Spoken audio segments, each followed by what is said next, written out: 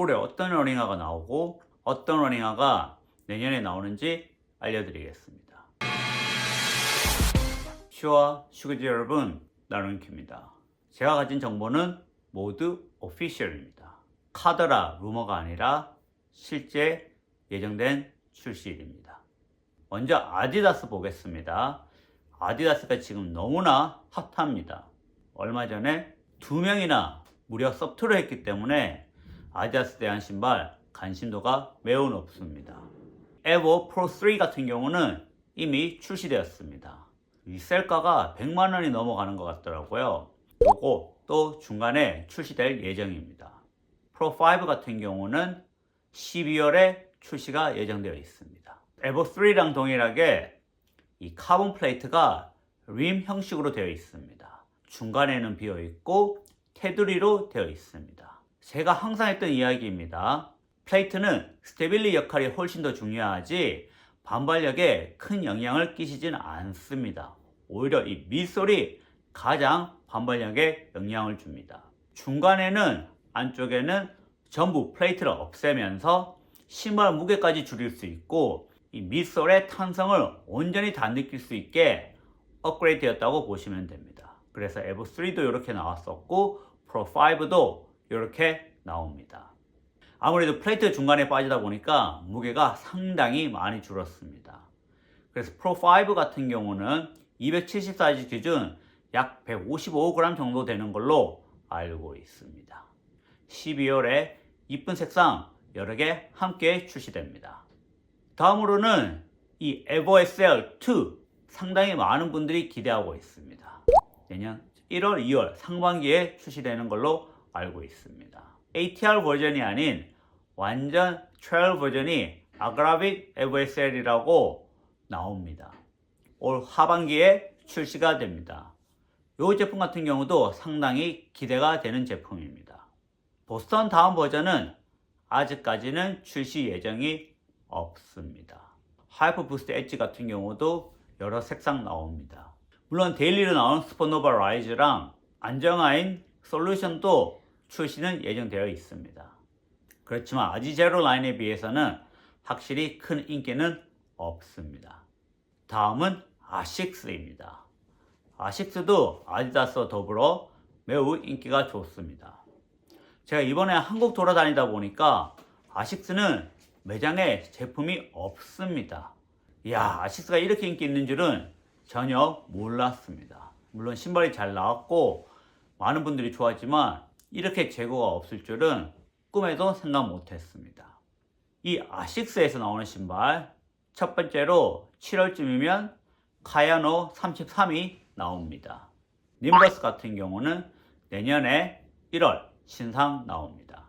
소닉 블라스트 2가 올해 출시 예정입니다.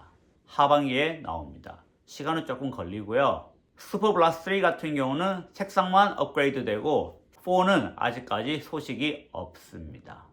그리고 메가 블라스트 2 소식이 있는데 이 제품은 내년 상반기에 나옵니다. 올해 나오지는 않습니다. 아식스가 또 다른 라인업을 하나 추가했는데 바로 템포 스피드라는 제품입니다.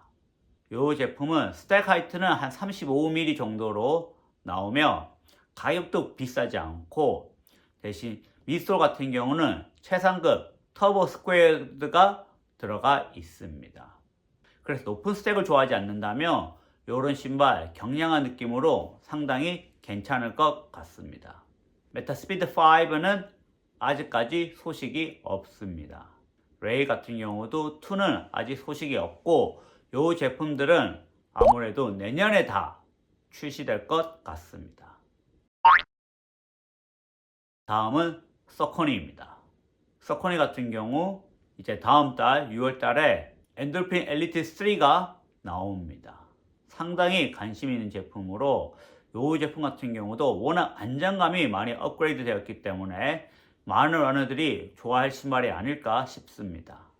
그리고 서코니에서 아직까지는 아무 소개가 된 적이 없기 때문에 비밀 신발이 있는데 아디다스의 에보 시리즈, 메타스피드의 레이 시리즈랑 동일하게 최상급 신발, 즉 엘리트 위의 신발이 또 출시됩니다. 이 신발 같은 경우는 엔돌핀하고 뒤에 철자만 알려드리겠습니다. Z로 시작합니다. 이 제품 같은 경우도 가격이 무려 한 40만원대 예상됩니다. 뉴질랜드 같은 경우는 40만원이 훌쩍 넘어가 있는데 한국에는 한 40만원대쯤 나오지 않을까 싶습니다.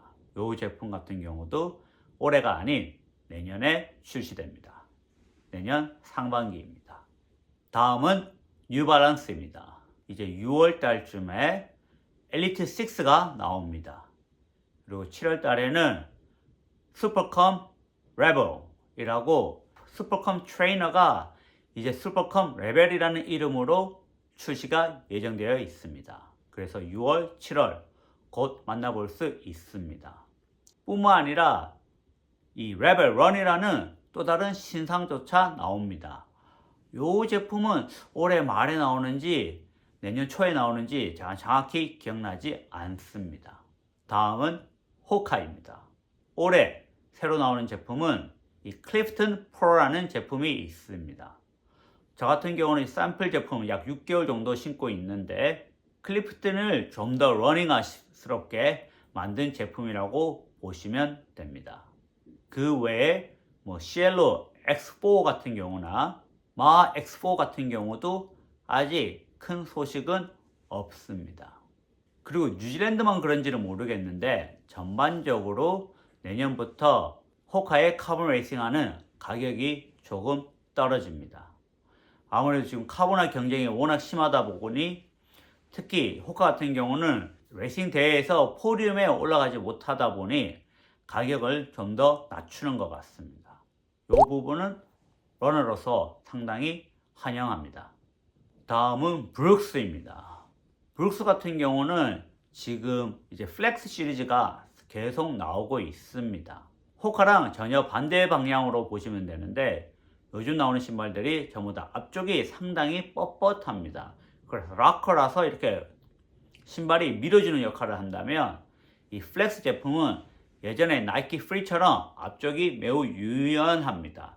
그래서 자기 힘으로 스스로 가는 걸로 되어 있는데 이 플렉스는 고스트부터 시작해서 여러 제품용으로 전부 다 나오고 있습니다. 그렇게 관심 있는 제품은 아니고 하이페리언 엘리트 6가 출시되는데 이게 아마 올해 말은 아닌 것 같고 내년인 것 같습니다. 최근 미국 선수가 아식스에서 브룩스로 넘어갔습니다. 이 선수가 어떻게 달리느냐에 따라서 이 브룩스 레이싱화의 평가도 갈려질 것 같습니다. 다음은 온입니다.